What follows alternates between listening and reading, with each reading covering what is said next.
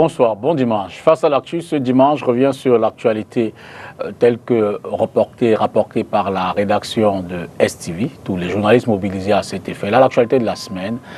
Face à l'actu, revient également ce dimanche sur l'élection présidentielle, notamment de 2025, en octobre prochain, si le calendrier est tenu, avec la candidature annoncée il y a quelques mois déjà, notamment au cours du mois de juillet, de Djindjin Ferdinand. Si je vous dis Djindjin Ferdinand, certainement que vous ne reconnaîtrez pas.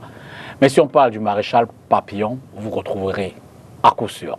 Il est donc l'invité de ce dimanche. On va parler de lui et avec lui de cette actualité, sortir de l'artiste pour évoquer le politique, comprendre ses ambitions, savoir s'il y a de la crédibilité derrière ou ce n'est qu'une rigolote, pour emprunter à son vocabulaire. Djindjin Ferdinand, bonsoir. Bonsoir, chers téléspectateurs. C'est une occasion pour moi de revenir dans la maison. Et merci d'avance. Nous allons parler de tout. Nous allons parler de la culture, nous allons parler de la politique, de ma vision de mon pays, du Cameroun. D'accord. Et merci encore. Vous préférez que je vous appelle Djindjin Ferdinand, l'homme politique, l'homme civil, l'homme ou maréchal Papillon, l'artiste? Je vous laisse le soin de choisir. Hein. D'accord. Alors, quel est le lien entre Djindjin et maréchal Papillon? D'où vient cette alias, cette appellation? Oui, de mon vrai nom. On m'appelle, ou je m'appelle Djindjin Ferdinand, c'est mon nom de naissance. Absolument. Né dans le 20 juin 1967. 20 juin 1967, marié, père de plusieurs enfants. Et le sobriquet de Papillon, Motanguignan, vient de feu Guy Lebet, mon grand frère Guy Lebet, qui a décidé que dans le domaine artistique, il préférait mieux que j'utilise ce sobriquet de Papillon. D'accord. Papillon, une fois de plus, ce sobriquet, c'est depuis l'enfance. En Douala, on dit Ekoinkoin. Comme j'aimais beaucoup me promener dans l'enfance, comme tous les enfants, un jour je rentre de ces promenades, maman dit Ouanou mon awene ke Ekoinkoin. Comme un papillon. Comme un papillon, c'est resté, Ekoinkoin est resté, et après Guy Lebet a transformé Ekoko en papillon. Et papillon est resté jusqu'à aujourd'hui. Ce sobriquet de papillon est resté mon nom artistique. Alors, comment on passe de artiste à homme politique? Je veux dire, quelles sont vos motivations fondamentales? Comment vous passez de la musique? Il n'y a pas de motivation en tant que telle, mais je me dis, aujourd'hui, j'ai déjà l'âge de pouvoir apporter quelque chose pour mon pays. Ceux qui gouvernent ne font pas la magie. Vous le savez, en Ukraine, dirigé par un comédien, mon frère et ami Libéria, Georges Weah, un footballeur. Vous en pourquoi pas au Cameroun? Pourquoi pas donc, au Cameroun, un artiste ou un footballeur? Tout à fait. Et quand vous parlez footballeur, vous pensez à qui? Samuel Eto'o fils? Samuel Eto'o, non. Pourquoi pas? Il est un Camerounais, s'il peut apporter. S'il peut apporter et que les Camerounais lui font confiance, pourquoi pas? S'il est courageux, parce qu'il faut être courageux dans ce contexte, annoncer qu'on peut aussi postuler à la magistrature suprême. Sans jeter dans la rigolade.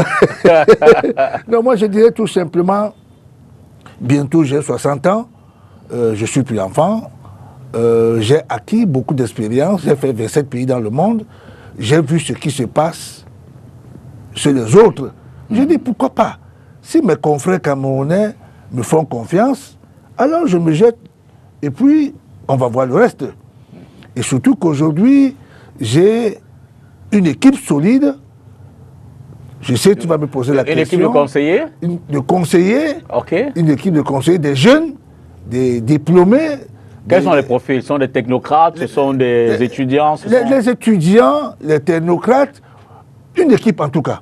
Le moment venu, les Camerounais vont découvrir qu'on ne voit que Maréchal Papillon Motanguia, mais derrière, il y a une équipe bien entourée. Nous sommes en train de structurer pour que nous ayons 5000 jeunes. Les gens vont poser la question, Papillon, tu es de quel parti? Non, nous sommes des partisans. Nous comptons avoir autour de nous 5000 partisans. 5000 partisans, et je crois qu'on va peser énormément sur l'élection présidentielle qui s'annonce. On en parle devant. Alors, quel est le rôle que Guy Lobé a joué dans votre carrière? Il faut l'avouer, Guy Lobé. Vous en parlez beaucoup. C'est mon parrain, c'est mon papa, c'est Guy Lobé qui me donne la chance. Hein. C'est Guy Lobé qui m'amène en France. Et c'est Guy Lobé qui est tout pour moi, quoi. Sans Guy Lobé, peut-être, je ne serais pas Papillon aujourd'hui. Et vous le lui rendez bien? Je le rends bien. Comment? Je le rends bien. De temps en temps, je vais à sa tombe ici à la cathédrale, prier, m'acquérir un peu, et puis je dis c'est la vie.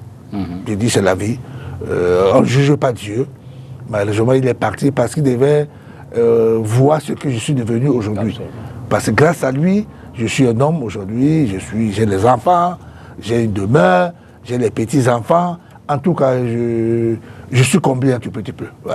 Alors, quelle est dans tout ce que vous avez comme œuvre musicale, celle qui vous rend le plus fier, celle pour laquelle vous vous dites, ici, je me suis donné à fond, le public a accepté, le résultat me satisfait, je peux m'en vanter. Quelle est donc celle qui vous rend le plus fier et pourquoi? C'est mon album Je suis amoureux. Ok. Je suis amoureux, cet album qui a été fait en 1993. D'ailleurs, c'est elle qui fait en sorte que je m'achète ma maison à Makepe. Parce qu'à l'époque, la musique donnait de l'argent. J'étais distribué par une grande firme française sur le disque qui m'avait remis à l'époque plus de 20 millions de francs CFA. Okay. À l'époque, 93. Pour cet album-là. Pour cet album. Donc, étant jeune, j'avais moins de 23, 24 ans hein, à cette époque-là. Et je rentre au Cameroun, j'ai dit pourquoi pas. Un petit comme moi, je fous quoi avec cet argent. Et je rends hommage aussi à un grand frère, Sao François, qui avait financé cet album à l'époque. Il m'a dit, Motanguia, cet argent va te payer une maison. Et c'est comme ça qu'il m'a mené à la SIC. Je me suis payé une maison avec cet argent. Et je suis fier aujourd'hui. Donc, grand merci encore, grand frère Sao. Peut-être sans toi, j'aurais dû me réfugier comme tout le reste. Vous dites que la musique donnait de l'argent. Vous êtes riche alors? Pas que je suis riche, je ne m'en plains pas. J'ai ma petite famille. J'essaie d'équilibrer l'équilibre. Ce n'est pas facile. Vous savez, au Cameroun, ce n'est pas facile. Dans notre domaine d'aujourd'hui, c'est Comment fait-on pour équilibrer l'équilibre? Il faut savoir ce qu'on veut. Nous, la musique payée à l'époque, ce n'est pas aujourd'hui où on ne sait qui fait quoi dans quoi. C'est trop compliqué. Je me demande comment font même ces jeunes-là pour s'en sortir. Il y a trop de désordre. La sûreté de droit d'auteur, il n'y a pas d'argent. Tu attends, un monsieur comme moi, j'attends 6 mois, 1 an pour me distribuer 200 000 francs, 150 000 francs. Bon, si c'était que ça. Heureusement que nous sommes des artistes qui ont eu à marcher à l'époque. Il y a la Sûreté de droit d'auteur de France, la SACEM, chaque 3 mois qui m'envoie au moins 1 000 euros. 1 000 euros, c'est quand même quelque chose. On essaie d'équilibrer l'équilibre avec. Ça permet à l'homme de vivre. Tout à fait. De son art. Alors, votre carrière a été marquée par des collaborations avec des légendes, Manu Dibango, Papa Wemba. Que retenez-vous de ces expériences? Oh, c'est ce que je déplore pour des jeunes aujourd'hui qui n'essaient pas de nous approcher, nous, la génération du milieu. Moi, j'ai toujours côtoyé Manu, et Cambé Brillant, Papa Wemba, tous les grands frères. D'ailleurs, avant que Guy Lobé ne m'amène en France, j'ai été, il faut le dire, encadré par un grand frère au Cameroun, Dédé Yango. J'étais un peu comme l'enfant de maison. Donc c'est moi qui allais faire les courses. Dédé avait du succès, ils m'ont calculé, j'allais les marier. Donc c'est grâce à ce grand frère, vous constaterez que dans ma musique, il y a un peu du Sul Motingo Dédé Yango, dans le Sakissa. Okay. Parce que moi, le Sakissa, c'est une identité à moi. C'est le Makossa Sakissa, où il axé sur les rythmiques, des percussions, et j'ai accéléré un peu le rythme. Donc avec ma musique, on ne peut rester indifférent. On est obligé soit de secouer le pied, soit de secouer la tête. Bon, on nous revient, comment j'ai fait pour avoir ces grands frères autour de moi, ces papas autour de moi. C'est que je suis quelqu'un qui est ambitieux, je ne suis pas figé. Je voulais... en tout cas, j'ai fait de la musique de mon métier. Absolument. C'est une passion. J'ai dit, né dans une famille pauvre, maman ménagère, papa cultivateur, sans moyens. Moi, quand j'ai eu mon CAP en université bâtiment au CETI de Bassa, je suis de ceux qui sont venus avec Djombi Opango, Grâce Deka, c'était des grands sœurs, grands frères à l'époque, en 1984. Donc, c'est ainsi de décider dans la musique. J'ai dit, je me donne l'objectif d'être grand dans la musique. Et dans la musique, j'ai dit, je ne vais que travailler avec des grands. À Paris, quand j'arrive à Paris, je travaille avec Toto Guillaume, avec Alaji Touré, avec Guy Sangé, avec tous les grands, avec Étienne, rien que les grands. Parce que je voulais m'acquérir de leur expérience. Absolument. Aujourd'hui, j'ai l'expérience de la musique. D'ailleurs, ma musique, si tu mets Je suis amoureux, qui a presque 32 ans, plus de 30 ans, les gens vont danser. Ma musique ne meurt jamais. Cacao, café, porc et pique, laver sans délaver. Je n'ai que fait des succès. Et ce sont des chefs-d'œuvre. J'appelle, ce sont des titres avec titre foncier. Ouais. Alors, parlons de vos ambitions politiques. C'est vrai, vous étiez déjà candidat en 2004. Mais je vais dire, Papillon, à l'annonce, du moins à l'arrivée de pratiquement la période électorale, on voit des ambitions comme les vôtres qui naissent, qui jaillissent, mais qui ne convainquent pas toujours quant à leur certitude de... Comment je veux dire ça? Le Conseil constitutionnel ne valide pas quant à leur certitude de validation de candidature.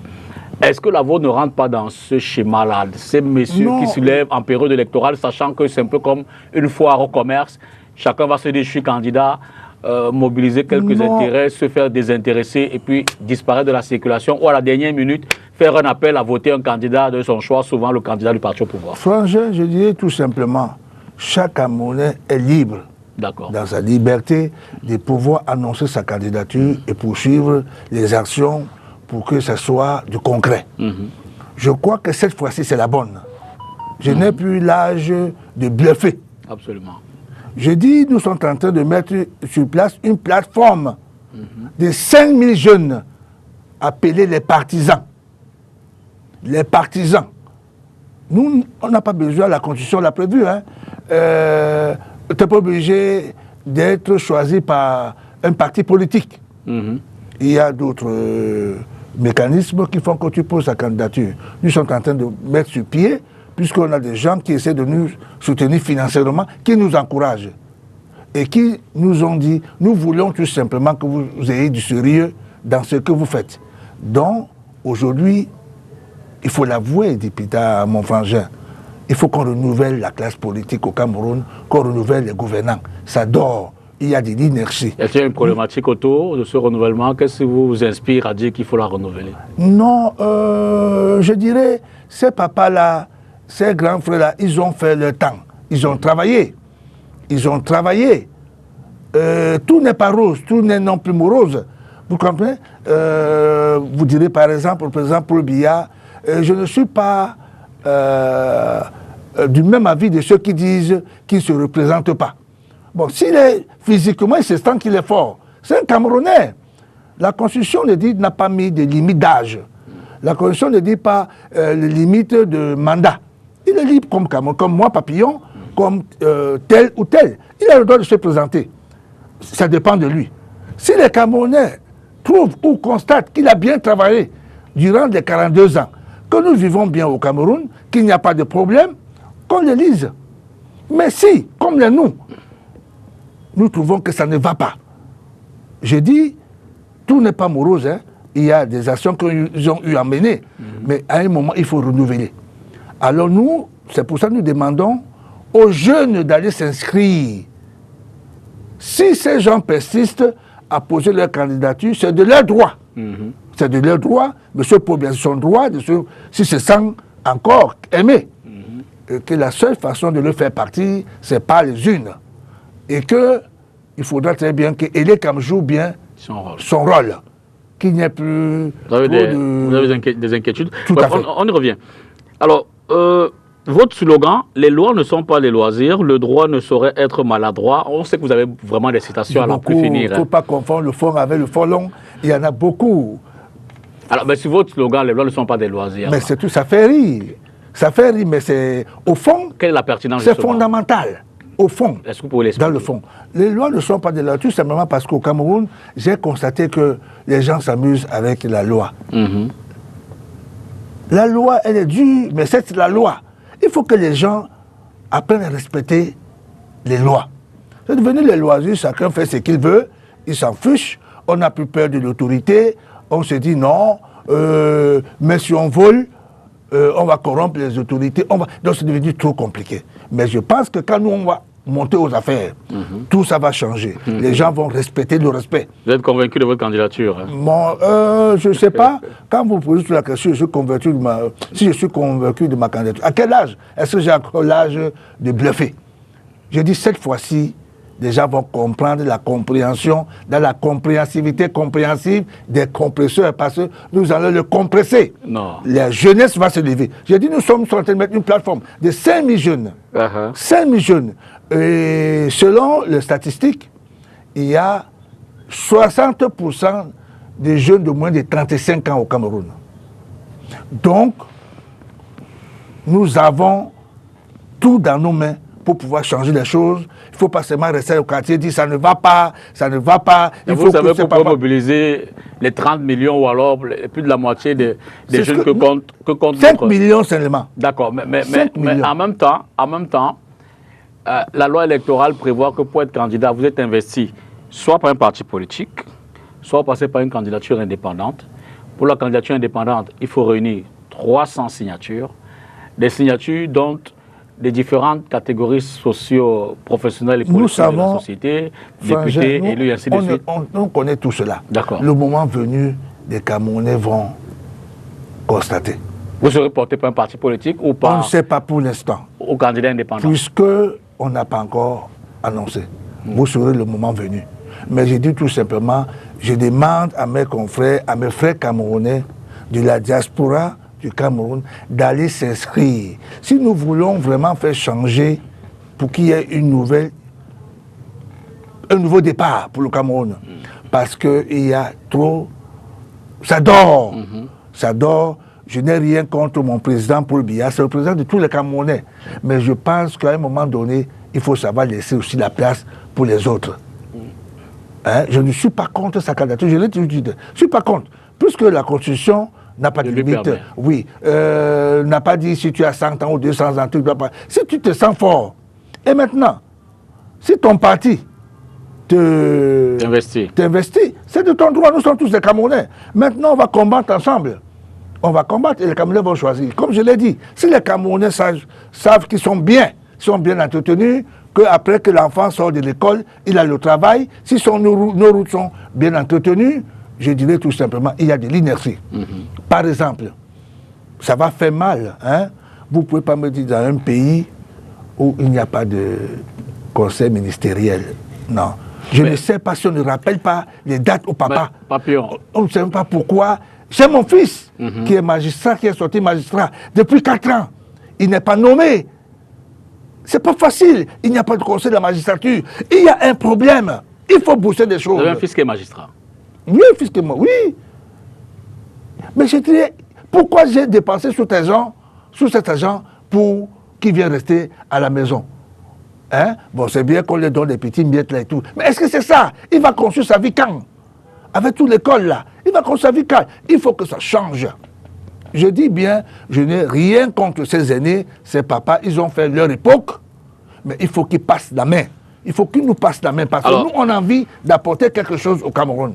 Votre candidature, vous le savez certainement, a suscité des réactions.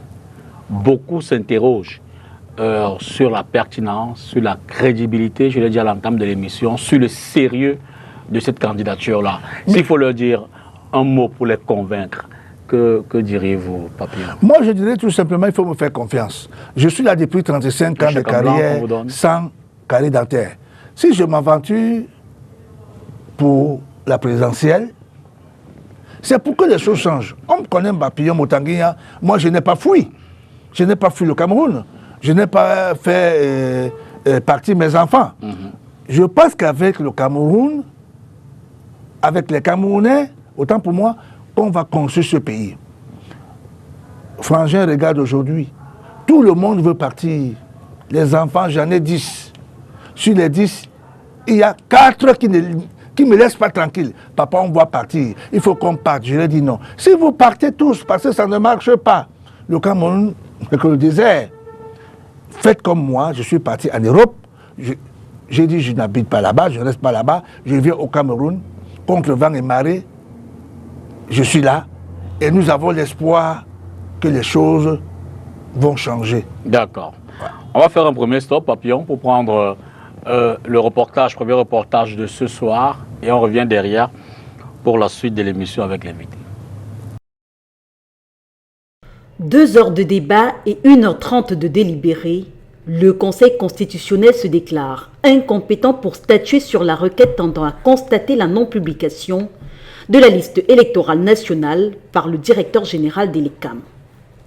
Les conclusions du Conseil rapportées par Adolphe Minkwaché, se référant aux missions du Conseil constitutionnel, font savoir que la haute juridiction n'est pas qualifiée pour se prononcer sur le processus électoral avant la convocation du corps électoral. On se souvient que le mouvement pour la renaissance du Cameroun avait saisi le Conseil constitutionnel car accusant Elections Cameroun d'avoir violé l'article 80 du Code électoral. Une disposition qui demande de publier au plus tard le 30 décembre de chaque année la liste électorale nationale. Cependant, au terme de l'année 2024, le directeur général des élections a annoncé la publication des listes électorales au niveau des antennes communales d'Elections Cameroun, ce qui, pour le MRC, constitue une violation de la loi, d'où la saisine du Conseil constitutionnel. Le parti n'aura donc pas pu obtenir du Conseil une décision obligeant le directeur général des élections à publier la liste électorale nationale. Cette décision d'incompétence, disons-le, soulève plusieurs questions sur les recours possibles dans le cadre des contentieux électoraux au Cameroun, contentieux préélectoral en l'occurrence cette fois. Notons qu'avant ce verdict, ce 20 janvier, la demande d'abstention formulée par le Mouvement pour la Renaissance du Cameroun contre Clément Atangana, président du Conseil constitutionnel, et Adolphe Minkwaché, membre de l'institution, a été rejetée. Il leur était demandé de s'abstenir de faire partie du collège des juges, ceci en raison, dit le MRC, d'un vice de partialité. L'invité de ce dimanche est l'artiste Papillon qui se présente à l'élection, du moins qui porte sa candidature à la candidature pour l'élection présidentielle de 2025. Djindjin Ferdinand partage avec nous donc sa vision et son programme pour le Cameroun. Justement, parlant de programme et de vision pour le Cameroun, quel est le cœur du vôtre? La société camerounaise, comment que voulez-vous transformer? Comment voulez-vous y arriver? Quels moyens vous donnerez-vous pour la changer? En d'autres termes, quelles sont vos ambitions pour le Cameroun? Frangin, le moment n'est pas encore arrivé. Ah, vous n'êtes pas encore. Le moment arrivé, on va tout, avec mon équipe, mettre à jour notre programme. Mais les gens vont se poser la question, ou se posent la question, Papillon, à quel niveau d'études, Papillon peut faire quoi, Papillon peut faire quoi. Je l'ai dit tout simplement, ceux qui ne me connaissent pas, essaient d'entrer dans ma vie. Je suis quelqu'un qui est trop distrait. J'ai déjà 10 enfants, 7 petits-fils au Cameroun. Personne n'a bougé. J'ai les juristes, j'ai les maquettistes comme mes enfants. Bientôt, j'ai 60 ans. Je peux tout donner dans mon pays. Et vous savez, un président ne gouverne pas seul. Un président gouverne avec une équipe. Un président érige une politique et les technocrates la mettent sur place. Bon, je ne dirais pas que le président Paul Biya gouverne mal ou bien. Mais il faut l'avouer, il y a trop de revendications. C'est pour ça que je vous ai dit ma motivation de pouvoir apporter quelque chose pour le Cameroun. Parce que personne n'a que dirais-je, le Cameroun n'est la propriété de personne. Le Cameroun nous appartient tous. Donc, ces ambitions à la magistrature suprême, Je pense qu'aujourd'hui, bientôt 60 ans, je peux. Je peux, parce que j'ai parcouru 27 pays dans le monde. C'est pas compliqué. On a le pétrole, on a on a tout ce qu'il faut. On a de l'eau, nous avons des hommes, on a tout. Pourquoi ça ne marche pas? Ça ne marche pas parce que certaines personnes pensent que rien ne peut se faire sans eux. Et ils bloquent les autres. Je vais vous dire, tu vas être surpris, j'ai un ami qui est entrepreneur, qui vient au Cameroun. D'ailleurs, c'est à 2 jours qu'il me dit qu'il vient au Cameroun. Papillon, j'essaie de venir monter un petit projet au Cameroun. Je dis, viens. Il vient. Dès qu'il vient, il va dans le ministère. Mais François, je te dis, on lui demande encore comment tu veux venir investir au Cameroun. Les gens te demandent, il faut que tu donnes d'abord leur part. C'est trop compliqué. La corruption. La corruption, elle est énorme. Le gars, 1 semaine après, il m'a dit, Papillon, je ne peux pas. Avec votre pays, là, je ne peux pas. J'ai tout fait, j'ai dit, avec mon nom, remontons à Yaoundé. Je vais taire le nom du ministère ici, là. Je vais taire le nom de ce ministère. Il me dit, on lui dit non, où est notre part? Ça l'a découragé, il est parti. J'ai dit, remontons à Yaoundé, avec ma personnalité, mon nom, ils vont peut-être avoir peur. Non, il s'est découragé.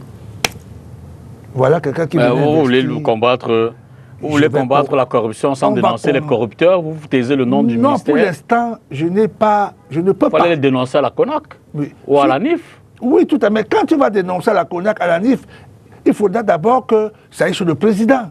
Quand ça arrive sur le président, mais dénoncer déjà, ça ne fait rien, vous laissez la procédure. Non, mais je n'ai pas de droit.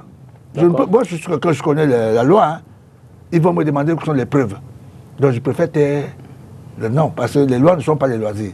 Quand tu avances des propos, il faut avoir les preuves pour soutenir tes allégations. Donc si j'essaye de dire c'est tel ministère, je n'ai pas de preuves ici. Mais je dénonce là. Le fait que je dénonce qu'il y a la corruption, que ça change, ça bloque le pays. Votre ami voulait investir dans quel secteur?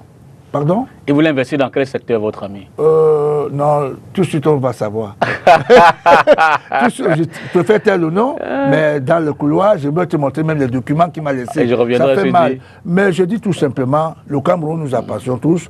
Il faut qu'on mette la main dans la pâte, nous tous, que chacun dans son petit coin essaie de dénoncer au maximum pour faire reculer, pour faire baisser la corruption. Et que ces voleurs à col blanc puissent avoir honte de ne plus piller le pays. N'empêche qu'il y a quand même des problèmes cruciaux que l'on connaît. Il y a la crise dans les régions du nord-ouest et du sud-ouest. Il y a le chômage des jeunes. Si vous êtes président, déjà pour ces 2 thématiques, crise, disons, dans le nord-ouest. Franchement, moi je dirais, les crises, il y en a partout. Okay. Vous verrez très bien qu'en Espagne, il y a la Catalogne, vous êtes au courant. Bien sûr. Même en France, il y a un moment donné les Corses, tout ça là.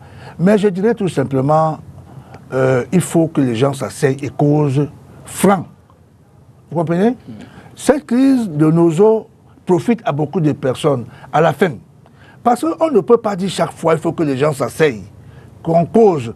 Et que le président qui est président de la République, qui est garant de nos constitutions, n'arrive pas à comprendre. Parce qu'il faut s'asseoir, ce n'est pas avec les armes, ce n'est pas avec les guerres. Hein, c'est pas... Vous voyez aujourd'hui, nous on ne peut plus exercer nos concerts, nos spectacles de ce côté-là. C'est trop compliqué. C'est trop compliqué. Il faudrait très bien que les gens s'asseyent. Que ceux qui sont en prison, qu'on les sorte. On demande, vous voulez quoi? Que les gens discutent. C'est dans la discussion qu'on pourrait trouver la solution. Le président a eu à faire, c'est la conférence de quoi? Où il a appelé tout le monde là. Moi je dirais, on le fait sans le MRC. Je n'ai rien contre, je ne suis pas partisan du MRC. Mais je sais qu'à l'époque, Maurice Kamto était en prison. Vous ne pouvez rien faire sans les opposants. Et le président Paul Biya doit recevoir les opposants. Il faut qu'on voie Paul Biya avec les opposants. Comme en France, quand il y a problème en France, sérieux, Macron appelle Marine Le Pen, appelle tous les partis, les républicains, voyez un peu. Le Cameroun nous appartient, cette façon de snober les opposants, je ne suis pas d'accord. Moi, par exemple, quand je dis je suis une autorité publique, homme populaire. Je dis, je veux être candidat aux élections présidentielles dans un vrai pays. C'est au moins 6 mois que je l'ai annoncé. Que cette fois-ci, ça va être la bonne. On devait, même bac, envoyer quelqu'un. Qu'est-ce que Maréchal Papillon, qui a fait le tour du monde, nous reproche pour qu'on profite avant qu'on ne parte, qu'on essaye quand même de faire quelque chose. Entre nous, le parti et pouvoir là, est-ce que ça marche? Dans votre candidature, c'est pourquoi vous avez quelqu'un pour discuter avec lui? Non, on ne se comprend pas. Discuter avec tous les Camerounais. Okay. Discuter avec l'opposition. Hein, Français? Il faut discuter avec l'opposition. Donc le président Paul Biya doit recevoir Maurice Kamto, doit recevoir Kaba Libi, doit recevoir tous ces gens qui émergent dans la politique. Mais il ne faut pas les snober. Parce que ceux-là, ils ont une vision pour le Cameroun. J'étais pris l'exemple en France. Macron pouvait décider, mais quand il y a une crise, il appelle tout le monde. Mais pourquoi le président Paul Biya ne le fait pas? Personne n'est au-dessus. Il y a le grand dialogue national. Grand dialogue national. Vous faites le grand dialogue national sans quelqu'un qui est sorti deuxième à l'élection présidentielle. Il avait été invité. Maurice Kamto, hein? Il a été invité et puis il a même remis ses mémoires par. Attends. Il a invité avait reçu sa délégation. Il a été invité à temps. Le Premier ministre avait reçu sa délégation qui composait entre autres à l'époque Sosten Lipote. Non, je dis qui était à la communication. Frangin, moi je côtoie. La vice-président Nova aussi était là. Avec mon statut, je côtoie tous ces gens-là. D'accord. Je les écoute. Je dis tout simplement, qu'on enlève dans la tête qu'on a le monopole du Cameroun, non. On va passer et le Cameroun va rester. Donc nous devons construire un Cameroun meilleur pour nos enfants. Parce que nous qui avons les enfants, je dis tantôt, mon fils est sorti magistrat. 4 ans, il n'y a pas de conseil de la magistrature, mais c'est plus fort que le formol. Ceux-là, ils vont aller où? C'est trop compliqué. Est-ce qu'on ne rappelle pas au président Paul Biya que voilà une année qui est en train de passer, 2, 3, 4, 5. Il n'y a pas de conseil de la magistrature? Peut-on ne le rappelle pas? Il y a problème. Ou ils ne sont pas courageux pour le lui dire. Pourquoi il n'y a pas de conseil des ministres? C'est pas normal dans un pays normal. Le pays va fonctionner comment? Hein? Je ne les insulte pas. Tout n'est pas morose au Cameroun. Il y a quand même beaucoup a été fait en tout cas. D'accord. Le président Paul Biya a mis les institutions sur place. Il faudra tout simplement qu'on les fortifie pour que ça marche. D'accord. Ouais. Alors, Papillon, d'habitude, on a coutume de dire qu'il faut commencer à balayer devant sa propre porte. Vous êtes un artiste, un homme de culture. Vous avez fait vos preuves dans ce domaine. Pour ce secteur, avec tout ce qu'il y a comme problème autour aujourd'hui, pour la culture camerounaise, pour les artistes, vous, président, que faites-vous? Je pense que moi, président, aujourd'hui, je vais faire avancer beaucoup de choses. Il y a quelque chose que nous, gouvernants, oublions. La culture, surtout d'autres domaines, du showbiz, de la musique, c'est de l'or, c'est du business. On ne blague pas. Tu vas au Nigeria, moi j'ai 20 albums, je dis bien 20 albums, plus de 250 chansons éditées. Je devais être un milliardaire. Mais comme le pays est dépaysé, on ne sait qui fait quoi, dans quoi. La culture camerounaise n'a aucun problème. Ce sont les hommes qui ont des problèmes, les hommes qui sont appelés à promouvoir cette culture qui ont des problèmes parce qu'ils sont en manque d'imagination. Ils sont devenus des créateurs. Ce qui les intéresse, c'est leur poche, c'est leur ventre. Ce n'est pas l'intérêt général, ce n'est pas assainir la chose culturelle. Il n'y a plus de producteurs. Personne ne veut plus investir dans la musique. Notre système de droit d'auteur, il n'y a plus de répartition en tant que tel. Maintenant, tu attends seulement répartition, là, qu'ils appellent ça. Donc, on donne l'argent à la tête desquels on ne connaît pas. Donc, je dirais tout simplement, un peu comme dans le football. C'est pas que je soutiens mon jeune frère Samuel Eto'o, mais c'est que depuis qu'il est arrivé au Cameroun, Samuel Eto'o, le football on parle un peu du football. Vous avez l'impression? Oui. J'ai l'impression qu'on en parle plus aujourd'hui qu'hier. On en parle un peu du football. On n'en parlait même pas. Il y avait trop de problèmes. Au moins avec lui, moi je dirais, tout n'est pas rose. Mais avec l'arrivée de Samuel Eto'o, il y a au moins la visibilité. Et on lui met trop de cailloux sur sa route pour qu'il tombe. Parce qu'au Cameroun, qu'est-ce qu'on connaît faire? On connaît plus te mettre les cailloux sur ta route pour qu'il tombe. Est-ce que c'est pas simpliste? Je veux dire que lui-même, il y a un ensemble il a trouvé un environnement. Cet environnement ne peut pas finir aujourd'hui. Hein? D'accord. C'est un environnement pourri. Il ne peut pas le faire seul. Ce n'est pas facile. Si tu prends une goutte d'eau, tu verses dans le vouri, ça va faire. Même si tu prends ton propre sang, tu verses dans le vouri va avaler. Je dirais tout simplement, c'est un combat, il faut être courageux. Il faut être courageux comme papillon. Vous avez été défenseur des droits des artistes pendant longtemps. Le comité musical dit contre la piraterie. Exact. Mais je ne peux pas te dire les combats que... C'est la propre tutelle qui me combat. Quel bilan? Le bilan, c'est que vous savez que si vous êtes président... J'ai fait ma part. Si vous êtes président, il y en a qui vont vous combattre aussi. Hein. Ce ne sera pas un long fleuve tranquille. C'est pour ça que ça ne sert à rien de venir dire que j'ai combattu, les gens, j'ai essayé de lutter contre la piraterie, les gens m'ont combattu, j'ai fait ma part. Non, je dis tout simplement, j'ai fait ma part, je continue à faire ma part. Il faudrait très bien que chaque Camerounais, dans son petit coin, essaye de sauvegarder, de promouvoir la chose du terroir. Par exemple, député, vous, STV ici, peut-être vous jouez la musique camerounaise, mais regarde d'autres chaînes de télévision. Nous sommes aujourd'hui à l'ère du satellite. On voit d'autres chaînes de télévision. Ils ne jouent pas la musique étrangère. Ils ne jouent pas notre musique. Ils jouent la musique de leur terroir. Ils vendent leur culture. Mais moi, je suis surpris ici au Cameroun, nos chaînes de télévision ne font pas la promotion de la musique du terroir. Tu vas dans les bars au quartier, là, on ne joue que la musique étrangère. Comment voulez-vous que le Makossa continue à émerger? Le Bikoussi, la Siko, le Bensikid, le Tessera, etc. C'est trop compliqué. Ça va d'où? La tutelle. C'est la tutelle. Je vous rappelle que nous sommes en partenariat avec la SCAP, hein. Nous, STV. C'est connu. C'est connu. Vous payez même vos droits, je suis au courant. STV est là depuis. Et votre PCA, c'est quelqu'un que je connais, c'est quelqu'un qui aime les choses claires. Je vous laisse n'aime pas. Hein? Je vous laisse poursuivre. Ouais. Donc, je dirais tout simplement, le Cameroun nous appartient tous. Aujourd'hui, il y a trop de revendications. Il faut que ceux qui nous gouvernent, il leur reste encore un peu du temps. Moi, je dis, il leur reste un peu du temps. Le temps que vous veniez à la présidence. Tout à fait. Il faut qu'ils arrangent. Dans novembre, là, Papillon sera président. Pourquoi? C'est un rêve. C'est votre rêve? C'est un rêve, ce que je dis. D'accord. C'est un rêve. Je vais être président. Vous croyez que le président de l'Ukraine, là, qui est comédien, c'est Jean-Michel Kanga. Il vous a beaucoup inspiré. Hein. C'est la deuxième fois que vous en parlez.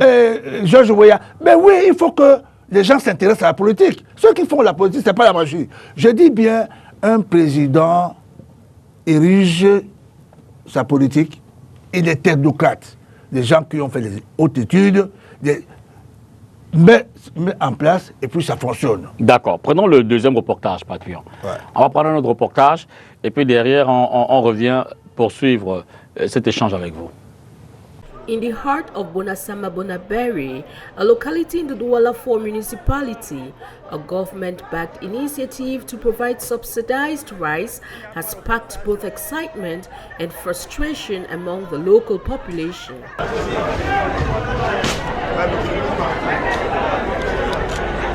Mauvaise organisation. Si on pouvait faire plusieurs tables où on enregistrait les gens, et puis maintenant, on essayait de dispatcher le riz. Wrong organization. I wish there were different tables for people to register themselves and get their bags of rice subsequently, or create different distribution points. Since Bonaberi is very large, instead of creating just one distribution point where people will have to fight to get served. I've been here since 9 a.m. I stopped all my activities to come and get my bag of rice. C'est vrai, on dit qu'il est gratuit, mais pas aussi gratuit que ça. Quand on dit gratuit, on ne devait pas donner de l'argent. Parce que si on totalise les 15 000 que chacun va donner ici, c'est beaucoup d'argent.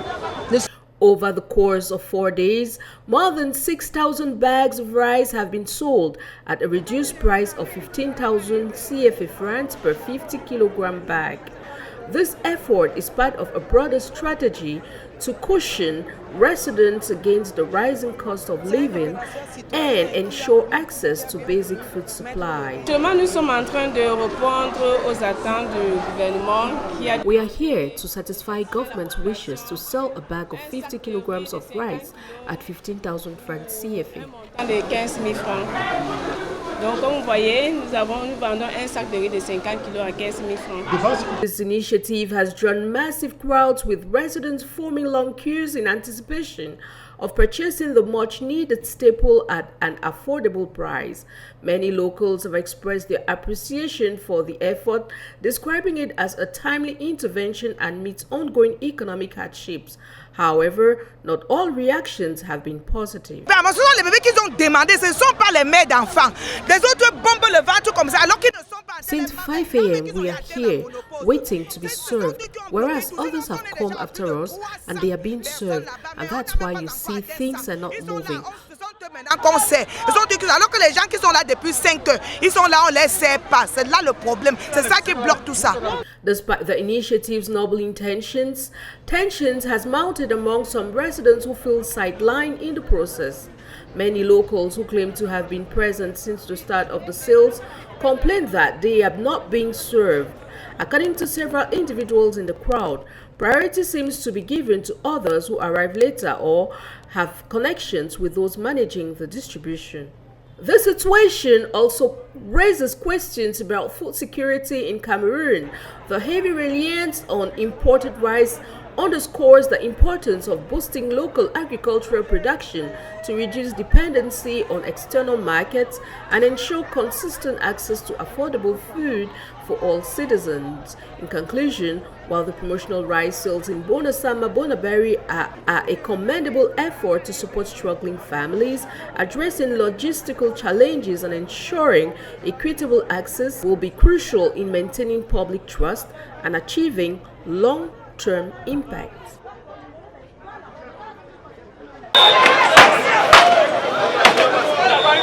C'est le souffle qui peut au marché Mokolo ce lundi matin.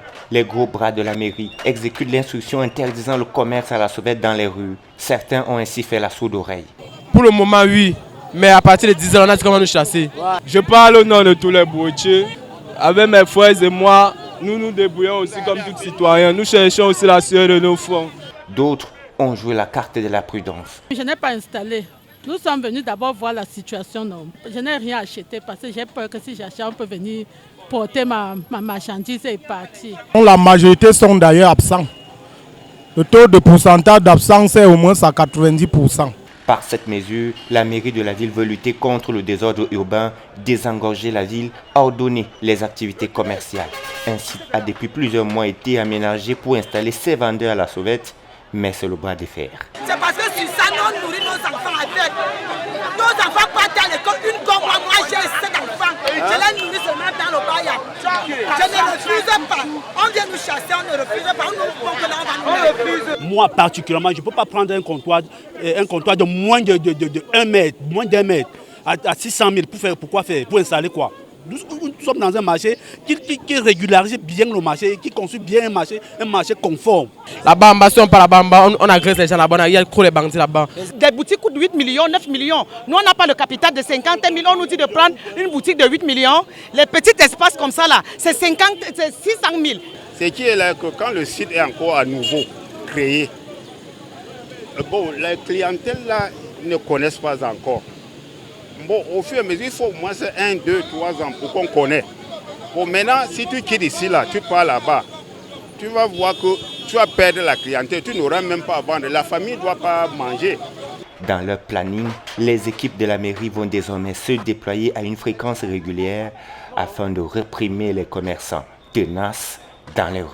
L'invité de ce dimanche, on poursuit donc cette émission avec notre invité. Cette fois, on va parler, peut-être pour terminer, sur la lutte contre la corruption. À partir de l'expérience que vous avez eue à travers votre comité de lutte contre la piraterie papillon, quelle stratégie au niveau macro pensez-vous pouvoir mettre en place pour lutter contre cette corruption, dont on sait que du bas de l'échelle jusqu'au plus haut niveau, la société camerounaise est gangrénée. On a l'impression que c'est un mal inguérissable.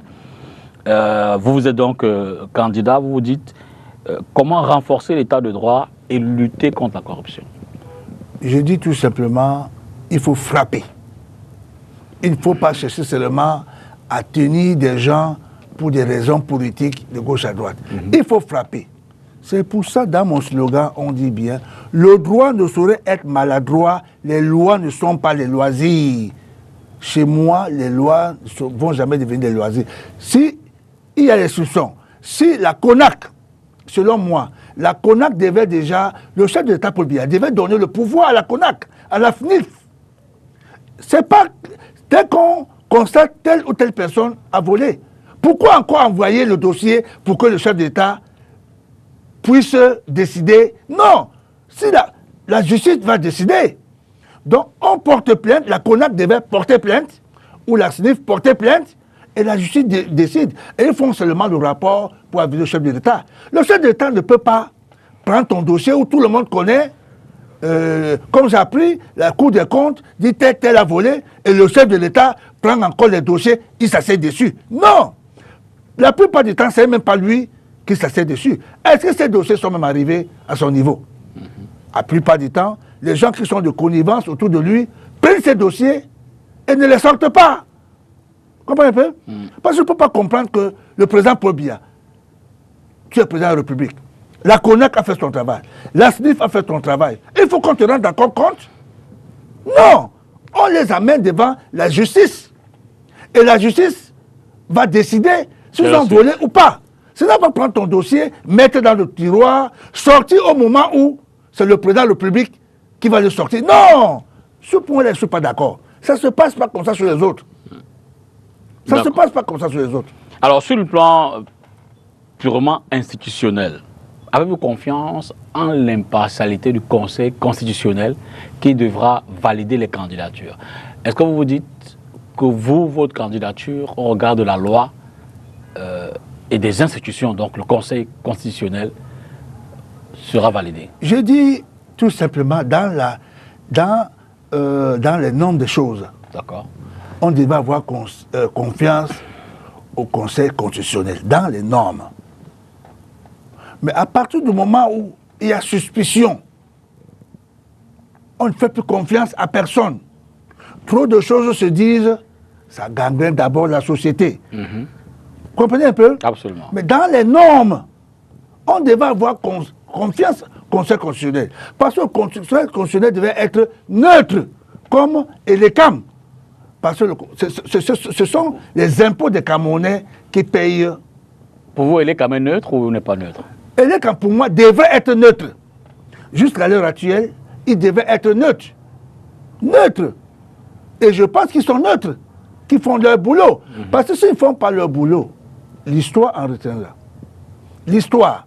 Je dis tout ce que l'on fait ici-bas. Tu montes, tu descends, tu vas payer. Ça, c'est certain. On a vu comment est parti Mobutu Sese Seko. On a vu comment est parti Bokassa. Ce n'est pas facile. Il faut savoir laisser la table avant que la table ne vous quitte. Il faut savoir partir au bon moment. Il faut savoir partir au bon moment. Hein? Donc je dirais tout simplement, toutes ces institutions-là, dans les normes, on devait avoir confiance à ces institutions. Et nous avons confiance. Vous avez le sentiment que le Cameroun est au bord de ce départ, au bord du type de départ que vous avez décrit à travers les exemples que vous avez cités, Mobutu Sese Seko ou Bokassa? On ne sait jamais. Quand ça a explosé en Côte d'Ivoire, excusez-moi que je les cite, on ne s'attendait pas. Vous savez, quand ça a explosé en Côte d'Ivoire, il y a eu des morts. Moi, j'ai vécu, j'ai vu. J'étais en concert en Côte d'Ivoire avec Mewé. J'étais en concert avec mon collègue Mewé. Il y a eu des morts. Vous savez, j'ai dit tout simplement, il y a eu des morts. Il faut avoir anticipé, savoir anticiper les choses avant que ça n'arrive. Parce que les gens vont t'aimer. Mais à un moment donné, ils vont t'aimer parce qu'ils ont peur. Mais au fond d'eux, il y a la haine qui s'installe. Ils attendent le bon moment pour bien t'assommer. Vous comprenez? Je dis tout simplement que ces gens sachent qu'ils ont travaillé. nous reconnaissons qu'ils ont travaillé. Ils ont passé toute leur jeunesse à travailler pour le Cameroun. D'accord. Ils ne peuvent plus rien proposer. Papi, avez-vous déjà milité dans un parti politique avant, non? On n'a pas besoin de militer dans un parti politique. Non, je veux dire avant. Vous n'avez jamais milité? Jamais. Je vais vous dire, aujourd'hui, tu ne diriges pas un pays, selon moi, parce que tu es dans un parti politique. Aujourd'hui, selon moi, c'est qu'un homme sort de nulle part et que les populations lui font confiance et le suivent. Donald Trump, la première candidature, sa première mandature. Macron, est-ce que Macron était dans un parti? Est-ce que Donald était dans un parti? C'est après. Donc aujourd'hui, je sors de nulle part, je suis de la société civile. Je suis une autorité populaire, quelqu'un qu'on fait confiance. Si maintenant, avec mon équipe, parce que je vais présenter bientôt cette équipe avec qui on travaille déjà. On nous fait confiance par rapport à ce qu'on va proposer et on va essayer. Alors, êtes-vous en contact avec les autres leaders politiques ou de la société civile? Bien sûr. Vous êtes en contact avec qui? Je suis en contact avec tous les Camerounais. Je n'ai problème avec personne. Non, je parle spécifiquement des hommes politiques.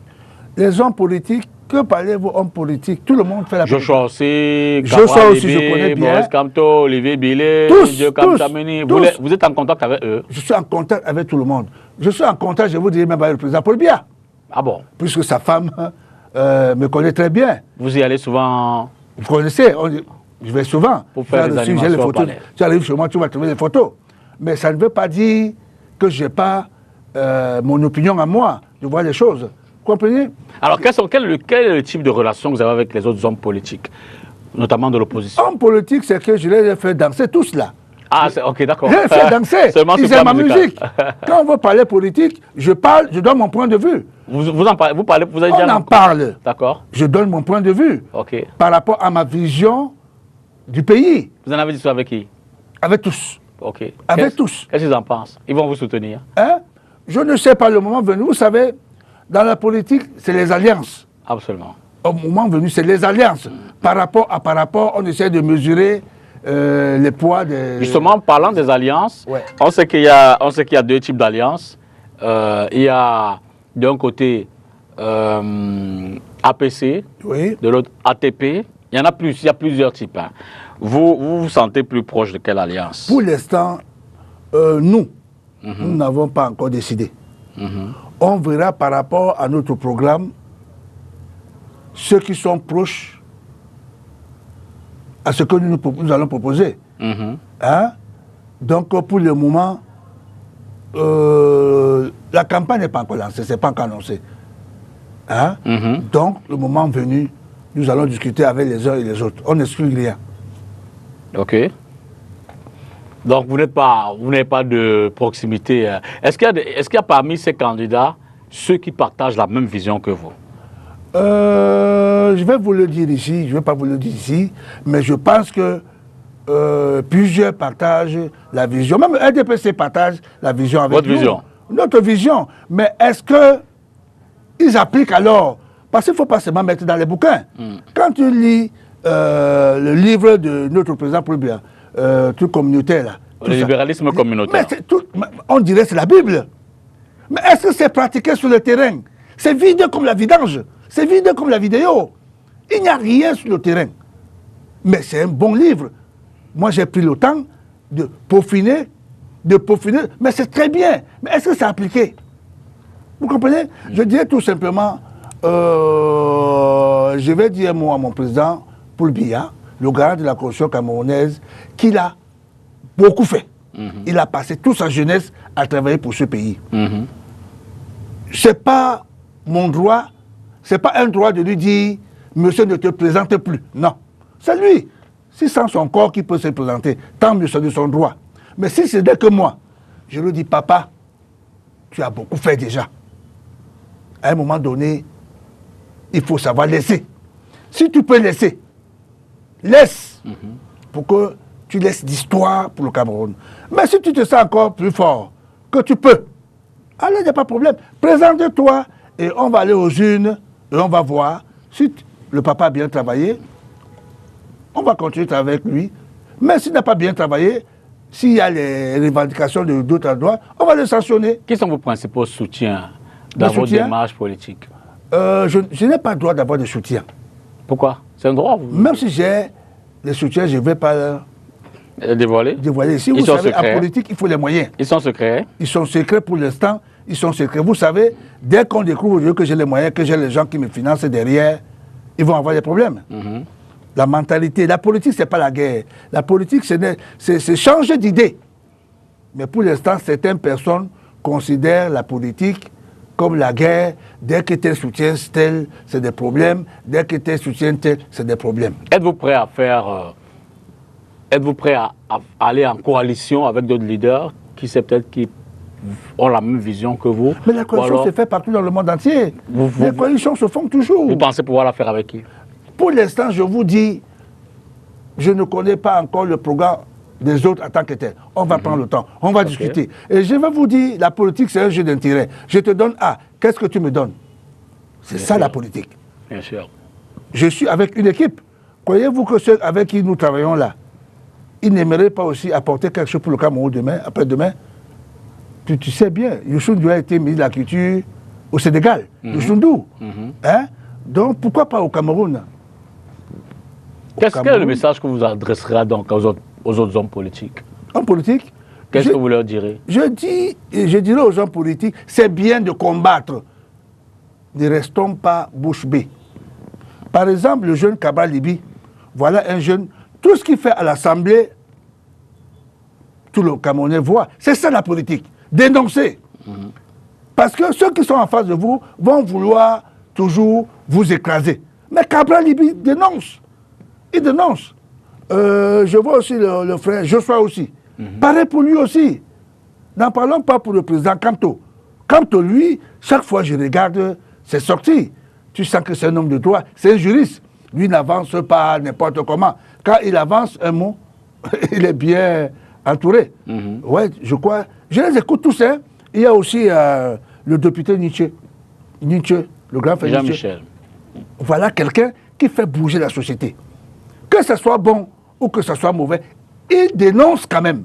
C'est ce que nous voulons des hommes politiques. De ces noms que vous avez cités, vous vous sentez le plus proche de qui? De tous. Non. Parce qu'ils sont des Camerounais.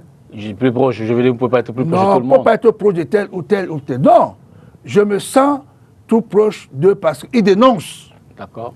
Quand tu dénonces, alors, Kamto a fait la prison parce qu'il a dénoncé un fait. On est d'accord? Il a fait la prison. C'est normal. Cabral Libi, on ne le regarde pas des bons yeux parce qu'il dénonce. Moi-même, au sorti de ce studio, on peut m'interpeller. Donc c'est normal. On est dans un état de droit, non? Pourquoi devrait-on vous interpeller? Non, il y a des gens qui pensent que c'est la politique, c'est le tchoukou-tchoukou, c'est la haine, c'est la bacabre. Non. Je dirais tout simplement, le Cameroun nous appartient tous. Ce n'est pas qu'on insulte le parti qui est au pouvoir. Ce n'est pas qu'on insulte le président Paul Biya. Même le RDPC avait l'opposition. Nous voulons que ça marche, que ça fonctionne. Ne pense pas que le RDPC ne veut pas le bien pour ce pays. En termes de calendrier... Laisse-moi finir, s'il te plaît. Le RDPC même veut le bien pour ce pays. Mais pourquoi vous le combattez? On ne le combat pas. Pourquoi vous voulez prendre la présidence? Ça ne marche pas. Quand ça ne marche pas, je veux la présidence parce que moi aussi je dois diriger au Cameroun. Donc pour vous, c'est incapable d'apporter le bien. Le Cameroun m'appartient aussi. Hein? Pour vous, le RDPC est incapable d'apporter le bien. Le RDPC, pendant 42 ans, a pu apporter. Bon, peut-être ils sont maintenant dans la limite des limitrophes. Hein? Parce qu'il y a les pleurs de tous côtés. Hein? Maintenant, nous, on va gouverner avec eux. Ça veut dire que si nous, les partisans, nous sommes au pouvoir aujourd'hui, nous aurons besoin de toutes ces forces vives, de tous les gens. Et notre première pensée, premier acte qu'on va poser, c'est, dès la première semaine, arranger le problème de nos eaux. Frangin, parce que tu n'es pas parti là-bas. Hein. Si on dit que lundi, personne ne sort, personne ne sort. Si on dit que c'est vendredi, personne ne sort, personne ne sort. Quel est ce pays où vous dites qu'il y a l'unité nationale et une partie du pays, vous ne faites pas d'efforts pour unir cela avec nous. C'est des Camerounais. Comment on dit qu'on ne fait pas d'efforts? L'armée est déployée pour amener la sérénité. On n'a pas besoin d'armée. On n'a pas besoin d'armée. On aurait dû faire quoi? Laisser les séparatistes qui ont pris les séparatistes revendiquent quoi? Les écouter. Qu'est-ce qu'ils revendiquent? Ils revendiquent un pays. Ils ne revendiquent pas. Si, ils le disent tous les jours. Les Ayabacho. Non, ils disent qu'ils veulent créer l'Ambazonie. Non, écoute. Pourquoi ils veulent créer l'Ambazonie? Ça, c'est notre question, mais ils veulent. Tu sais comment ça a commencé? Essayez de nous expliquer. Ce n'est pas les avocats, non? Exact. Hein? Pas les avocats. Avocats, si on les avait écoutés cette enseignants. époque-là. Il faut savoir tenir le taureau par des cordes. Comment on fait pour partir d'une revendication corporatiste Parce que c'est comme à aujourd'hui. une revendication politique, c'est comme aujourd'hui au Cameroun. sécessionniste? Je suis dans la société. Ça boue en bas là. En bas là, les gens ont peur. Donc pour vous lever un jour, vous dites que Maquet peut vous habiter devient un État. Parce que vous n'êtes pas satisfait. Je ne pense pas. Ce n'est pas ce qu'ils disent. Les anglophones, selon moi, c'est ma vision. D'accord. Ils disent que nous, les francophones, on a tout pris. Bon, il faut aussi dire la commission du bilinguisme là. Ils font du bon boulot. Depuis un moment, commission bilinguisme tout à fait. Je vois dans la télévision, il y a des émissions. Mafani Moussongoké. Oui, on voit des émissions en anglais. Parce qu'il faut l'avouer, avant là, il n'y avait que le français, le français, le français. Il y avait de quoi qu'il faut pas être dans un pays avec tes frères. On vous frustre. Vous allez chanter en anglais aussi? Il n'y a pas de loi. Le Cameroun est bilingue. Mais il n'y a pas une loi qui dit si tu ne parles pas anglais, tu n'es pas camerounais. Hein?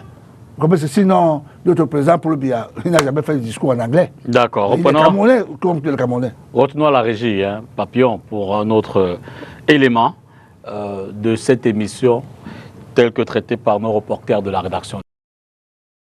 560 millions de francs CFA et le conflit MINSEP-FECAFOOT repart de plus belle. Dans deux communiqués distincts, signés l'un par la Fédération camerounaise de football et l'autre par le ministère des Sports et de l'Éducation physique, on apprend ce 21 janvier que le gouvernement de la République du Cameroun a décidé de procéder à la mise à disposition d'une subvention de 560 millions de francs CFA au profit des clubs engagés dans les championnats professionnels MTN Elite 1 et MTN Elite 2 pour la saison sportive 2024-2025. Jusqu'ici, les deux communiqués disent la même chose. Principal point de divergence, comme il fallait s'y attendre, qui doit gérer l'argent? Qui doit gérer cette subvention? Appui de l'État au paiement des salaires des joueurs engagés dans les clubs concernés. Pour la FECAFOOT, l'Association nationale des footballeurs du Cameroun est engagée à l'effet d'effectuer certaines diligences préalables à l'affectation des quotes-parts dédiées au club. Il s'agit de la vérification des effectifs des joueurs professionnels au sein des clubs, du recueil des justificatifs de paiement des salaires des joueurs et de la transmission à la FECAFOOT des justificatifs y afférents pour mise à disposition des subventions aux clubs concernés. La FECAFOOT botte ainsi en touche les conclusions de la concertation du 18 décembre 2024 entre le MINSEP et les présidents de clubs. Ce sur quoi s'appuie dans son communiqué Narcisse Mwele-Kombi, ministre des Sports et de l'Éducation physique. Le ministre invite les présidents des 33 clubs concernés, soit 16 retenus en Elite 1 et 17 en Elite 2, à déposer dans un délai de 72 heures dans les bureaux de l'agent comptable du MINFI auprès de la FECAFOOT le relevé d'identité bancaire de leur association sportive. Ce dernier calculera et déterminera les montants des allocations à verser équitablement au club avec une quote-part de 2/3 réservée à ceux de Elite 1 et 1/3 à ceux d'Elite 2. Le communiqué de Narcisse Mwele-Kombi rappelle que 350 millions de francs CFA ont déjà été octroyés à la FECAFOOT pour l'organisation matérielle des championnats locaux en cours. Question: qui va donc gérer les 560 millions de francs CFA? La Fédération camerounaise de football ou l'agent comptable du MINFI auprès de la FECAFOOT, comme le voudrait le MINSEP? Convergence. Les deux communiqués signés le 20 janvier par le secrétaire général de la FECAFOOT et le 21 janvier par Narcisse Mwele-Kombi, le MINSEP, expriment une profonde gratitude à Monsieur le Président de la République, son Excellence Paul Biya. Merci au Président. Présenter et capitaliser sur les résultats des études de préfaisabilité pour la révalorisation touristique du lac municipal et d'aménagement de la vallée de la Mingoua à Yaoundé et l'étude de la zone logistique de Ngoumou.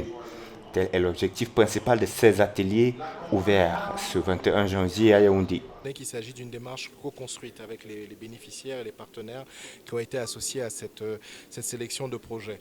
Donc il faut dire que dans les multicritères qui ont été pris en compte, c'était justement pour évaluer la maturité, en tout cas le potentiel qu'ont les projets. Donc à l'issue de cette sélection, juste pour rappel, on avait une quarantaine de projets, 22 ont été retenus sur la liste et la facilité avec vocation d'accompagner 2 projets. Donc les 2 premiers, donc le projet du lac municipal et l'aménagement de la vallée de Mingoa et la zone logistique Nungumu, donc ont été les 2 projets qui ont fait l'objet donc de la préfaisabilité dont les conclusions sont présentées aujourd'hui, avec l'objectif justement de pouvoir passer rapidement à l'étape de la faisabilité et in fine justement rentrer dans la phase transactionnelle et faire ce qu'on appelle l'appel pour les marchés.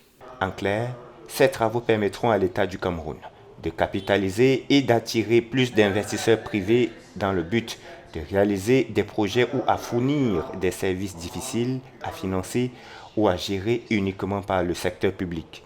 Mais le plus important, c'est que avec cette phase, nous allons donc enclencher les négociations pour un partenaire pour l'exploitation du lac. C'est pour cela qu'on parle de partenariat public-privé dans le cadre de ces projets. Il faut noter que ces échanges s'inscrivent dans le cadre de la mise en œuvre du programme d'assistance technique de la facilité multi-pays pour l'appui au développement des partenariats publics-privés engagés depuis avril 2023. Le but, c'est le changement de mentalité et de paradigme dans la fonction publique camerounaise. La rapidité et la simplicité des services, l'amélioration de la gouvernance économique et la modernisation de l'administration publique sont des plus qui viennent avec la numérisation. La conversion passe par la sensibilisation, le renforcement des capacités et l'appropriation des bienfaits du numérique. Un voyage d'études d'une 60aine d'agents publics à Séoul est organisé à cet effet, ainsi que le projet de mise sur pied de 4 Smart Campus. Ces Smart Campus vont permettre d'accélérer et la sensibilisation et la formation des jeunes Camerounais pour qu'ils s'adaptent rapidement à ce nouvel environnement. Donc il s'agit d'un projet extrêmement important. Il faudrait donc que nous nous y mettions tous et je suis heureux de constater que toutes les administrations, à commencer par la présidence de la République, les services du Premier ministre, sont là. D'un coût global de 4 milliards de francs CFA, avec une contribution de 15% par le Cameroun, ce projet est le fruit de la coopération avec la Corée du Sud. En juin au plus tard, les travaux devraient commencer simultanément sur les 4 sites, de telle sorte que, au terme des, 24 mois prévus pour la réalisation de ceci, nous ayons déjà nos Smart Campus. Et en même temps, les formations, qui ont d'ailleurs déjà commencé, vont se poursuivre en Corée et ici au Cameroun pour que les formateurs de demain soient déjà prêts, outillés, dès que les outils seront en place. La présentation et l'installation des équipes chargées de l'animation de ces structures sont au centre d'une cérémonie organisée ce 20 janvier 2025 à Yaoundé. Parlons à présent de la mobilisation des électeurs. Jean Ferdinand, vous dites que vous avez 5000 jeunes qui vous accompagnent. En ce moment, il y a des campagnes pour l'inscription sur les listes électorales qui sont en train d'être menées par un ensemble d'acteurs politiques, les partis politiques et bien d'autres, la société civile, les partis politiques de tous bords. Vous, à votre niveau, comment mobilisez-vous les jeunes? Que faites-vous pour que cette tranche, dont on dit qu'elle est majoritaire dans la société, puisse participer? Bon, dans les réseaux sociaux, même dans les campagnes, je vais sur le marché. Quand je vais au marché central, président, Motanguinia, président, notre président, Motanguinia, on me soulève jusqu'en haut. Parfois, j'ai peur même que quelque chose peut m'arriver au marché central. Je leur dis, ce n'est pas la peine de dire Motanguinia, notre président. Je voudrais que vous allez vous inscrire. Donc, j'essaie de faire mon petit boulot, mon côté. La semaine qui arrive là, on est en train de préparer un spot où nous allons diffuser dans les chaînes de télévision les banderoles, les tracts pour sensibiliser au maximum des jeunes d'aller s'inscrire. L'essentiel n'est pas seulement de s'inscrire, hein, Frangin. Mais il faudrait très bien que l'ECAM fasse aussi son boulot. Parce que, vous savez, dernièrement, il y a eu le problème de 120 000 personnes qu'on avait écartées. Après, l'ECAM a remis les mêmes personnes. C'est trop compliqué. Il ne faut pas qu'on s'amuse. Les petits machins comme ça peuvent faire déboussoler tout un pays. Il faut se méfier. J'ai dit, ça boue en bas, ça boue à bout. Ceux qui sont en haut là, ils ne sont pas comme nous, on est partout. On écoute les revendications des uns et des autres. Ça boue en bas là. Donc il ne faut pas que les gens profitent d'une petite situation et puis ça éclabousse le Cameroun. Ah oui, moi je dis, j'ai vécu ce que les Ivoiriens ont vécu après la mort de Houphouët-Boigny. Il ne faut pas que ça arrive ici. Alors quelle place accordez-vous à la diaspora camerounaise dans votre démarche politique, dans votre candidature? Est-ce que vous en trouverez par exemple faire une tournée pour les sensibiliser? Tout à fait. Mais je veux dire, Dindine Ferdinand, président de la République, quelle place à tous ces Camerounais qui sont à l'étranger? Il y a d'abord un problème, avant de répondre à ta question, qui me dérange un peu. Pourquoi? Vous savez, ce problème de la double nationalité, je ne sais pas pourquoi nous, hauts responsables, ne prennent pas les responsabilités. Avez-vous peur de quoi? Nous avons nos propres frères camerounais, des milliardaires, j'en connais au moins 5 milliardaires. Double nationalité, mais ils ne peuvent pas venir au Cameroun investir. Ils sont fâchés. Ils sont fâchés. Ils disent, Papillon vient faire quoi là-bas? Quand vos responsables ne veulent pas nous voir, on viendra peut-être quand ils vont partir. Ça les coûte quoi? Ça dérange en quoi? Vous allez sauvegarder quoi par rapport à quoi? La double nationalité dérange en quoi? Au Sénégal, il y a la double nationalité. Dans d'autres pays, il y a la double nationalité. Vous avez peur de quoi? Vous avez peur de nos propres frères camerounais parce que vous n'avez pas pu les entretenir au pays, les retenir, qui sont partis ailleurs, s'acquérir d'autres expériences, et puis pour les ramener ici, vous les refusez de ne pas venir investir au Cameroun. Pourquoi ce verrou, on ne lève pas la double nationalité? Ça dérange qui? En tout cas, moi, ça ne me dérange pas. Puisque nous sommes patriotes. Nous sommes patriotes. Même si il y a la double nationalité, tu viens travailler pour ton pays. Nous voulons des investisseurs ici. Franchement, tu ne peux pas savoir combien de Camerounais milliardaires que je connais qui ont la double nationalité qui sont dehors. Moi, j'ai beaucoup voyagé. Mais ça les dérange quand tu écoutes des discours. Ils sont radins, ça les dérange. Ils ont les moyens. Il y a un autre qui est à Baltimore, aux États-Unis. Il est Camerounais américain. Il a un garage, il a des moyens de venir ouvrir même les films de montage de voitures au Cameroun. Même il dit, Motanguia, je ne peux pas. Pourquoi on nous refuse d'arriver dans notre propre pays? Pourquoi? Donc ça dérange. Il faut d'abord qu'on lève ce verrou. Dès qu'on va le lever, vous allez voir comment le Cameroun va émerger. On est pratiquement en train de terminer l'émission, Papillon. Quelques questions encore.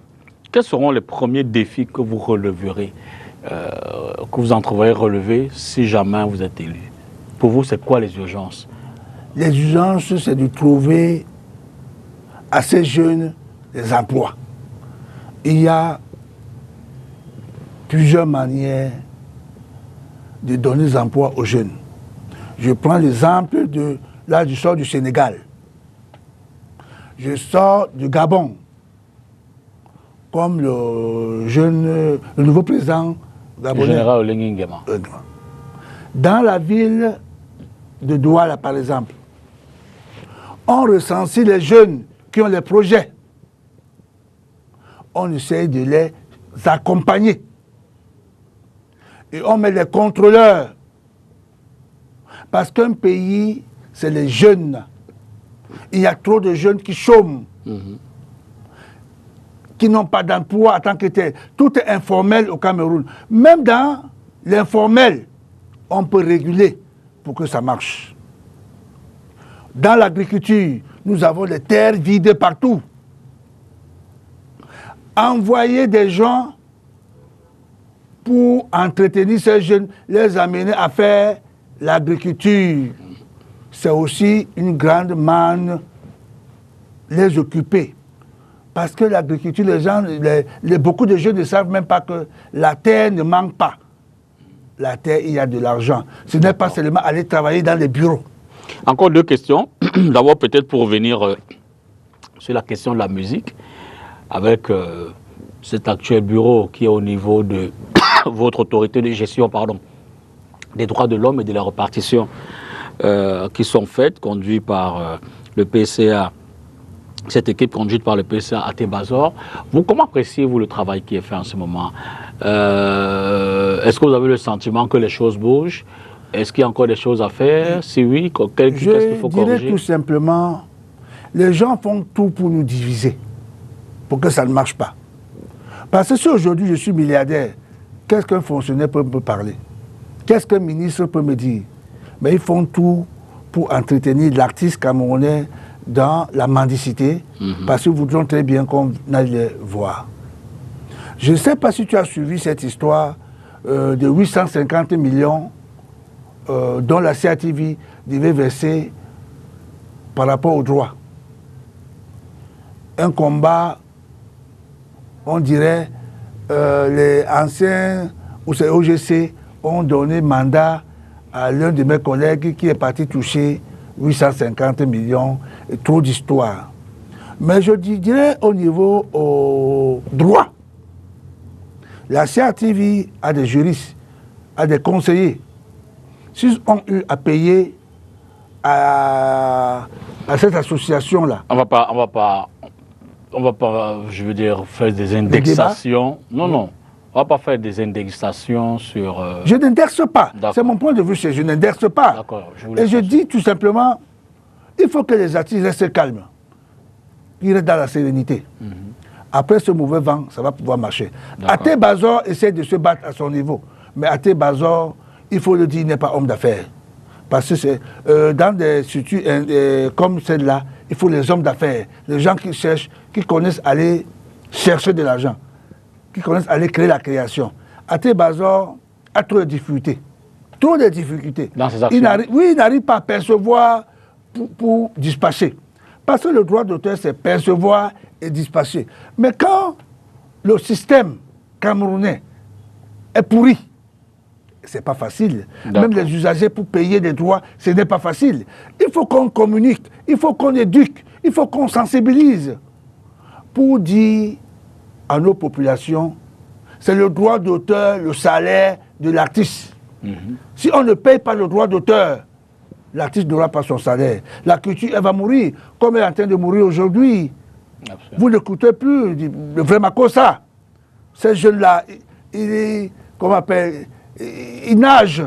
Pour ils n'ont finir, pas d'issue. Quel héritage vous, en tant qu'artiste, mais qui c'est peut-être demain aussi en tant qu'homme politique, entendez-vous laisser à la postérité, aux plus jeunes Camerounais qui nous suivent ce soir, qui vous regardent? Je dirais tout simplement la prospérité ou ce que je vais pouvoir léguer ou laisser aux jeunes.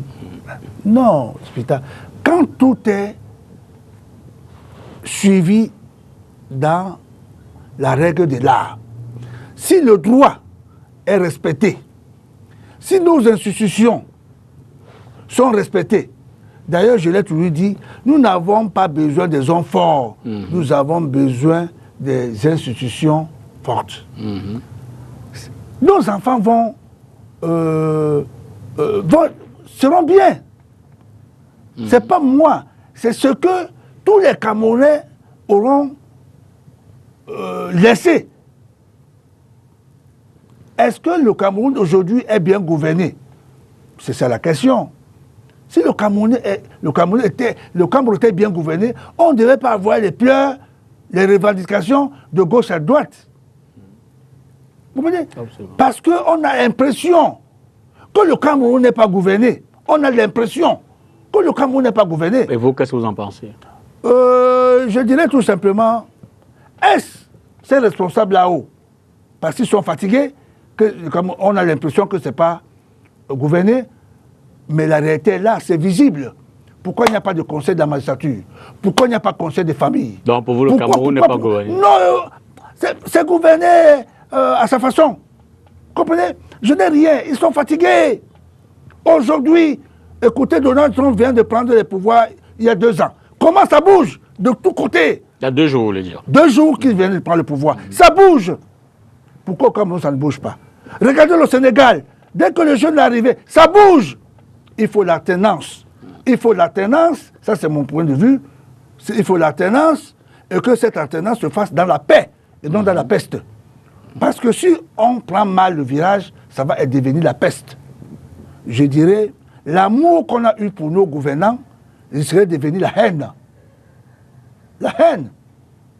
Moi, j'ai 4 mastériens chez moi. 4 mastériens.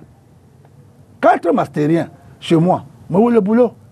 Merci Papillon, merci Djindjin Ferdinand d'être venu dimanche pour commenter l'actualité avec nous et surtout parler de votre candidature. On va la suivre. Hein. C'est moi qui vous remercie. On va voir si vous arriverez. C'est moi qui vous remercie. Au 12 octobre, bref. Oui, à la date qui sera ça va chauffer plus que le bois de chauffage. Ça va chauffer.